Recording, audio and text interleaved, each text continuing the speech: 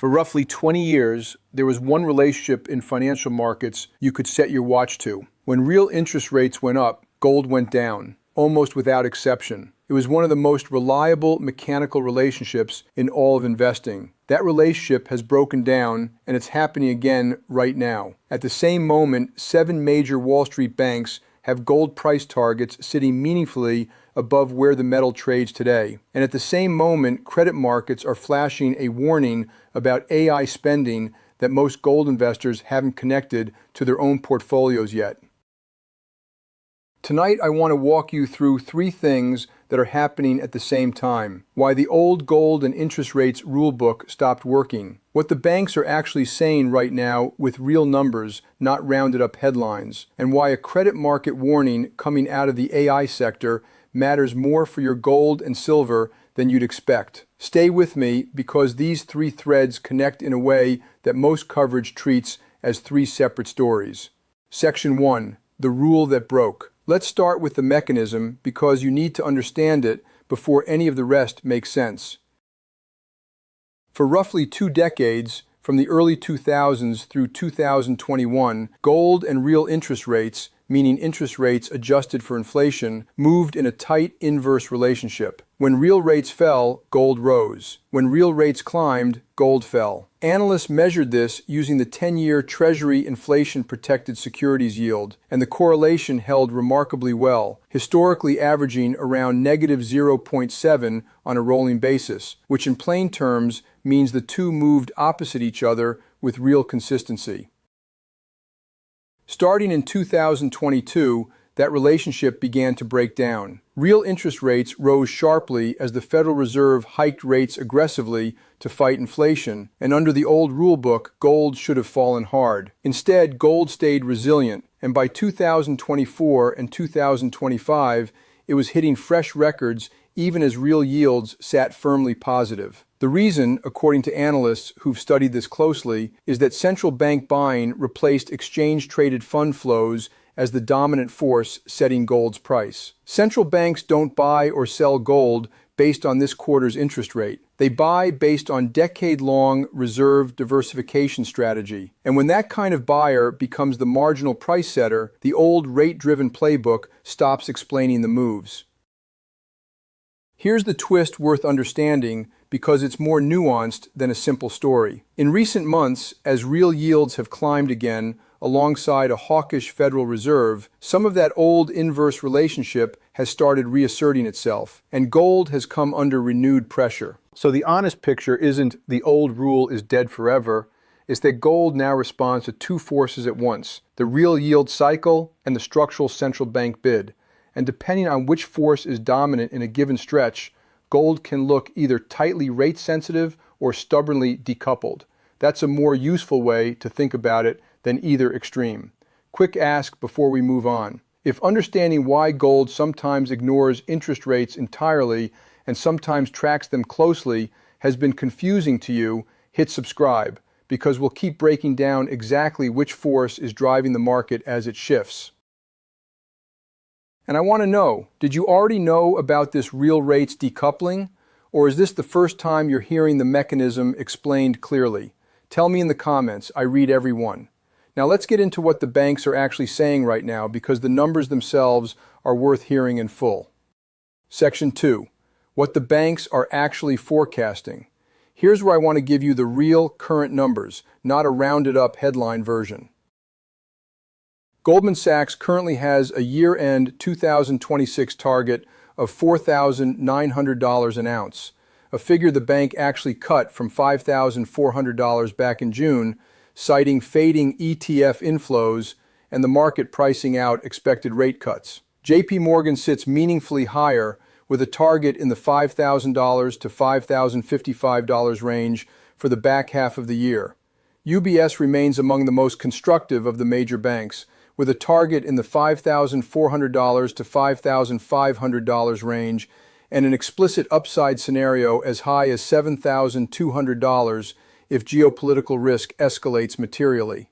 Bank of America has one of the boldest headline targets on Wall Street, a 12-month target of $6,000, with analyst Michael Widmer flagging an extreme demand scenario that could push gold as high as $8,000 by 2027 if fiscal deficit concerns and historically low investor gold allocations both intensify. Morgan Stanley sits more conservatively, near $4,800. Notice what's actually going on here. These banks disagree meaningfully on the size of the move, anywhere from $4,800 to $6,000 for year-end targets alone. But not one of the major banks I just walked through has a base case forecasting gold lower than where it trades today. That's a genuinely unusual level of directional agreement among institutions that compete fiercely and routinely land on opposite sides of a call.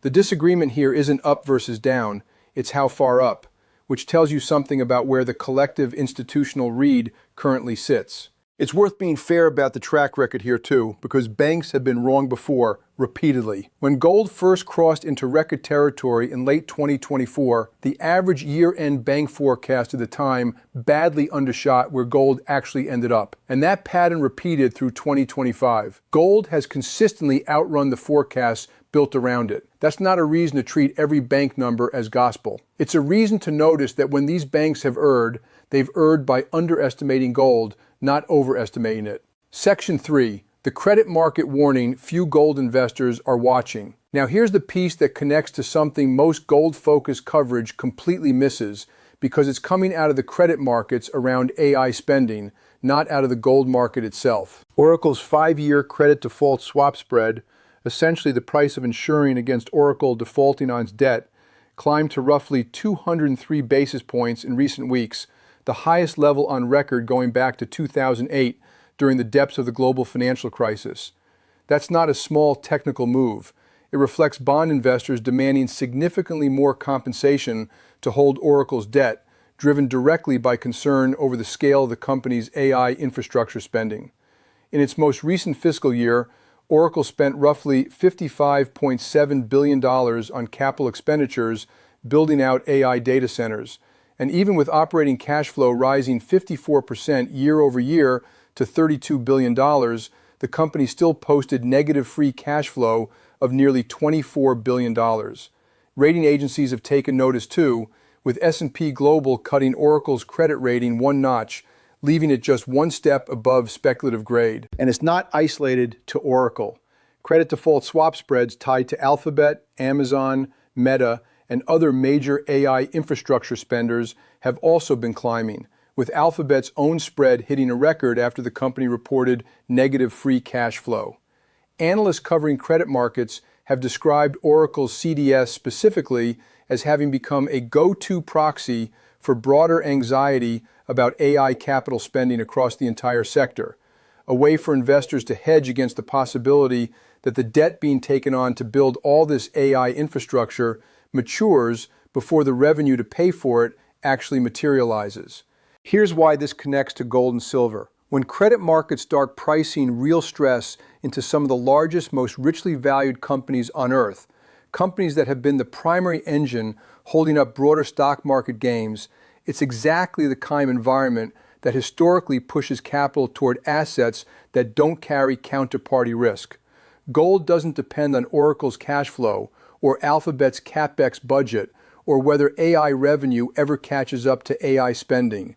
If credit stress in the AI sector continues to build, and it's a genuine developing story right now, not a settled one, it adds another structural thread to the case institutional buyers have already been building through record central bank gold purchases. Section 4, the honest caveat. Want to be careful here because it would be easy to stack these three stories together and make them sound more conclusive than the evidence actually supports. First, on the real rate story, the relationship between gold and interest rates hasn't permanently broken. It shifted to something more complicated, and in recent months, it's actually been reasserting itself somewhat as real yields climbed and gold came under pressure. Anyone telling you gold is now completely immune to interest rates isn't being accurate. Second, on the bank forecasts, these are forecasts, not guarantees, and the same banks currently bullish on gold have missed badly in both directions before. A base case of $4,900 to $6,000 by year-end is a real documented consensus, but it's a consensus, not a certainty. Third, on the Oracle and AI credit story, elevated CDS spreads reflect genuine investor concern, but they don't guarantee a default or a broader crisis. Oracle's revenue and backlog remain large, and credit spreads have spiked and retreated before without a company actually defaulting. This is a real, live warning sign worth watching closely, not a confirmed crisis. What all three threads share is this. They each represent a genuine, verifiable shift away from the calm, predictable environment gold and silver investors got used to in prior years. That's worth understanding clearly, without needing to dramatize it further than the facts already do. Here's what I want you to walk away with. The tight, decades-old relationship between gold and real interest rates has genuinely become more complicated, with central bank buying now competing with real yields as a primary driver of price.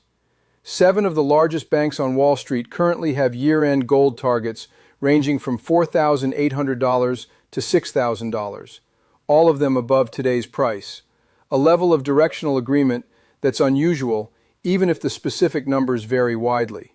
And credit markets are pricing real, rising concern about the debt fueling the AI infrastructure boom, with Oracle's default insurance costs sitting at their highest level since the 2008 financial crisis. None of these three threads alone tells you where gold goes next month. Together, they describe a market environment that's shifted in ways worth understanding clearly, rather than reacting to whatever single headline crosses your feed today. I want to hear from you. Of these three threads, the rates decoupling, the bank forecasts, or the AI credit stress, which one do you think matters most for where gold and silver actually go from here? Tell me why in the comments. I read every one, and it shapes what we dig into next. If this connected some dots that most gold coverage keeps separate, subscribe before you go, because we'll keep tracking all three of these threads as they develop.